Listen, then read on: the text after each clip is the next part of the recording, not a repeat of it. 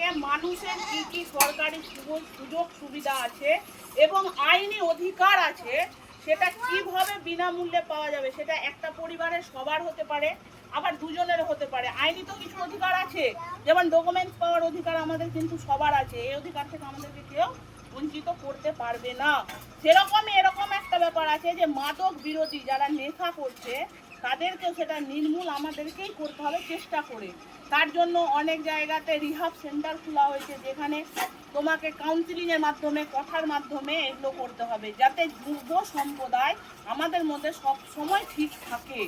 আর এই district legal service অথরিটির মাধ্যম থেকে যা সরকারি সুযোগ সুবিধা আছে এবং আইনির ব্যাপারটা, যেটা আইনি পরিষেবা, যেটা কারো হয়তো কেস আছে যে কেস চালাতে পারছে না বা আর্থিক অসুবিধা হচ্ছে, মাঝখানে পড়ে যাচ্ছে, এখান থেকে কিন্তু সম্পূর্ণ নিখরচায় সেই আইনি সহায়তাটা আপনারা সবাই পাবেন।